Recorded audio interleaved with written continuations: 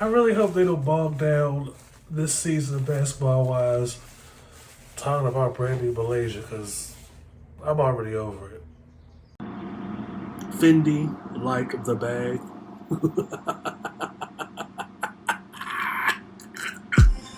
This is the I Refuse podcast.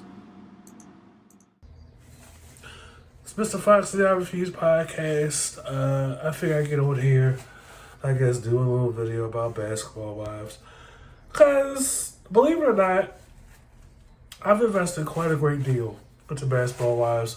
I can't say that I've been a steady watcher, but I watched enough to know, okay, I'm familiar with who they have on the show now.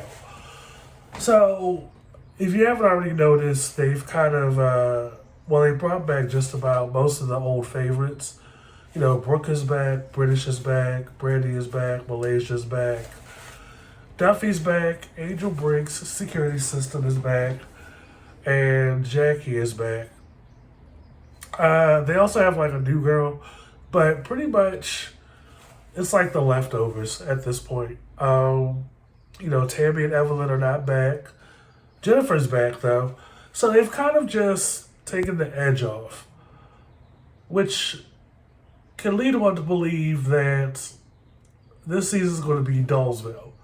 With the exception of Brooke, it's not uncommon for a woman on this show to like leave after a couple of seasons, come back and claim they're changed. But you see in the trailer that Brooke is already flipping tables. Brooke still got that temper and that fire inside of her. And she's got it all aimed at Jackie. I understand why they kept Jackie, because Jackie plays both sides. And Jackie's still cuckoo crazy. Now, as much as she wants us to believe that, it's all about bringing the girls together, it's all about this, it's all about that, pretty soon you're going to be seeing old Jackie again. She's going to be discussing Angel Briggs' relationship. She's going to be getting Brooke all fired up. But right now, where we are, it's like, I really want them to really make somebody else the focus. Because this Brooke Malaysia thing, this Malaysia and Brandi thing is nowheresville. One thing I've gathered from being, I guess, a lifelong watcher of Basketball Wives is you can tell when a beef is real or it's forced. At this point, this Brandi Malaysia thing is forced. And it's more on Brandi than it is Malaysia, because we haven't been talking in 3 years. Now all of a sudden, you expect me to be aware that your father passed away a month ago. And then the first opportunity you get, you're at 1,000 towards me in a public place. I was already exhausted in the first episode after Brandi did that. And it's like, if we've been down for at least 10 years, and for whatever reason we just don't talk, and the first thing you do is create a moment or a situation, that's kind of odd to me. Like, Brandi and Malaysia have no legitimate fallout. Like, they did the quarantine season. Malaysia, I believe, was on, but Brandi was not. But it's like, this is how you want to start things? And I remember, as far as things have changed, things still kind of remain the same. Like, all these years, Brandi's been on the show, Brandi's been let go or fired. She keeps poking and keeps acting like she's Buck, but she's really sensitive when she's confronted. And it's like, you really want to be that girl, but you're not. Like, it's exhausting. And I see that she's still with Jason after he slept with over 300 women. Well, I almost said 300 men. After she found out that he'd been sleeping with over 300 women during the duration of their relationship. Why don't she focus on that? Like, if you can't speak to people properly and you can't, and you're so full of bitterness and you're so full of negativity and you are just so pressed to the point that you just, like, why don't you focus on that?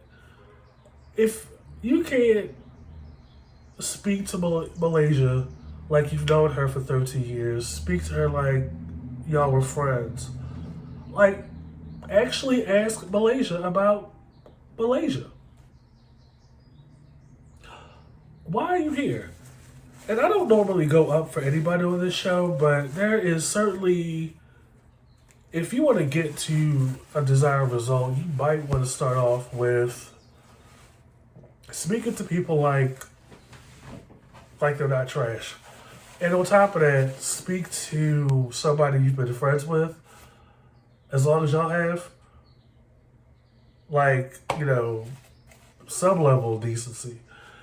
And I could tell that, between the first episode and the second episode, the 10th season, there's something going on with Malaysia. And it's not uncommon with single women, single mothers who are trying to make it possible and trying to make it work. Co-parenting with somebody that's not contributing to their kids financially. And it's funny to me that, like, during the course of the show, when, Malaysia would bring on a friend like Bambi, or bring on a friend like Brandi, or bring on a friend like so-and-so. I mean, she's hanging out with Zell now. It's crazy to me that, like, y'all would have all these friends y'all would bring onto the reality shows, but you're in the trenches by yourself. Like, that's kind of weird to me. And Malaysia is no different. Like, she's based in Atlanta, and she's in LA for the show. And if the jet lag ain't killing her, being around Brandi is definitely doing the job. Cause I'm on the chair watching this episode. I'm like, I'm exhausted. I'm not even there. Like, Brandi just does not know how to talk to people or communicate effectively. And I'm like, you've been on Fix My Life for a couple of episodes. You've been on Basketball Wives for I don't know how many years.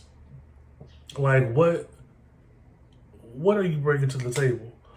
And I feel like, okay, as is the case with the reality shows, when people don't have an actual storyline, they force a beef or they try to force something for a storyline. It's like, that's what Brandi's doing.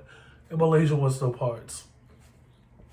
And it's funny to me because people around Malaysia wants something out of Malaysia.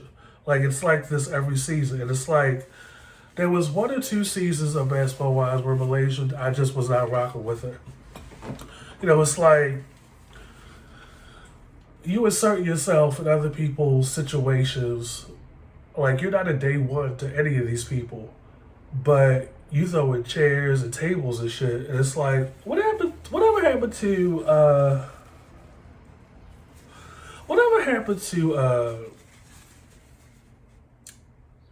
LaQuisha?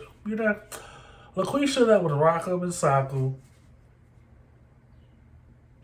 and put her head back on and drink some more drinks. Whatever happened to LaQuisha? Not really feeling Malaysian. Like, I need LaQuisha to come back and, like, put people in their places, because it's like, there are people out here that will just live to, like, poke to get a response. And then what? You just prove people right? Right. So, I'm not feeling Brandi right now. Like, she kept pushing over the span of 2 episodes. And then when there was an opportunity to focus on somebody else, I guess the producers spun the wheel, and it was Angel Brink's security system's turn. And I'm like, oh God, could it please be somebody else? Because here she is with those two hair strands and those baby hairs. Like, she has got to get rid of that Barbie Mattel hairstyle. And now she's pregnant by this guy that's clearly a fuckboy. And Angel Briggs is in these situations that makes her look stupid. And it's like, you don't want people to discuss your relationships or anything, but every time you talk, it sounds like you're whining. It's like they went on a double date with Duffy and her fiance Iman, which, by the way, have they been engaged 9 years or been together 9 years? Either way, it's very much giving Jennifer Hudson, David Otunga vibes. Like, it's almost like, okay, the engagement is longer than the damn relationship at this point. But nevertheless, they had a little double date, and I mean, things were going fine, but at some point, it just got real cringy and real weird to where Angel was like, you know, my mom and my dad never argued, never fought. So when you're with somebody that is so vocal and so opinionated, you just don't know what to do. And I'm like,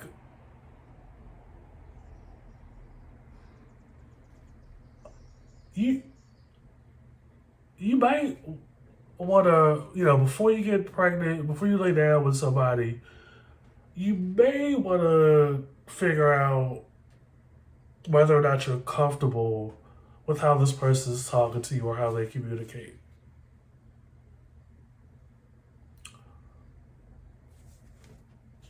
I'm no Dr. Phil, but I don't know if it's like a desperation thing where she's like, I don't know how old she is, but I can't with her. Like, you a grown ass woman and you gotta make better choices. And clearly, later on in the season, she's gonna be crying and whining at Jackie yet again. And Jackie's like, it was out of concern. Fuck that. I'm like, are we doing this again? Because she did that to Angel the last time they were both in the show at the same time. I'm like, here we go. Here we fucking go. But again, it's like this culture right now, it's like these, women that come on these shows claim to or actually do have real careers pre-reality TV. But it's something about reality TV where it's like everything they do after their last appearance is they'll pop up on other reality shows and by themselves or as a friend to the show, to the main cast, or with a dude you never heard them ever been with before. And it's like the chemistry ain't there. It's not giving what you think it's giving. And it's like you were driving down Peachtree Road in Atlanta and picked the first dude you saw on the bus stop and said, you want to go on a couples marriage boot camp reality TV with me? So it's like, of all the people Angel Brink's security system could have been with, she picked the Love and Hip Hop dude. And I wasn't on Love and Hip Hop. I've been on Love and Hip Hop for a couple of years. But I remember him. And I believe he's out of, I think, Miami. He was out of the Miami cast. I was like, of all the people, he just gives like fuckboy vibes. And again, only time you see him was in the studio, but there's nobody behind the mic. So Angel Brink's security system is getting on my nerves. I really hope they don't drag out this Brandi Malaysia thing because it's like there's nothing there. Brandy's more pressed than Malaysia. Nobody's checking in with Malaysia, checking in on her to see how she's doing. Malaysia and Jackie are, I guess, cool for the time being, but of course Jackie's going to fuck that up at some point. Jackie is going to involve herself in a lot of the women's business. It's going to piss Brooke off. Brooke is going to flip dining room furniture and bar furniture over. Jackie, you cannot fight. What are you doing?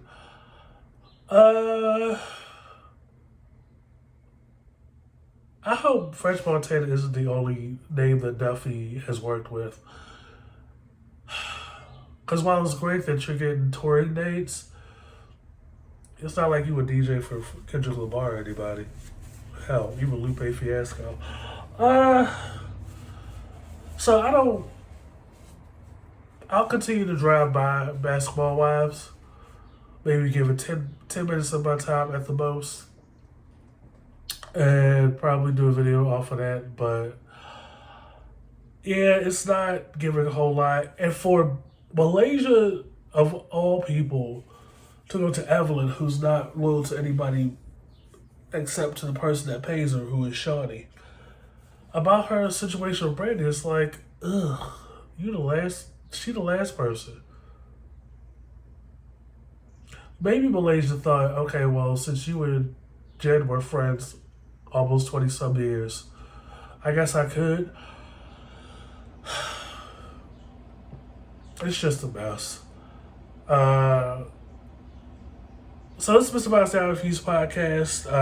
It's a dry spell for season 10 of Basketball Wives so far. I have not checked into Real Housewives of Atlanta. Not excited at this point. You know, I was hoping, Marlo having an official peach would bring, excitement, but that died down over the past few months. So I'll just be over here in recovery. Be sure to check us out on the streaming platforms, and we will catch you guys later. Peace.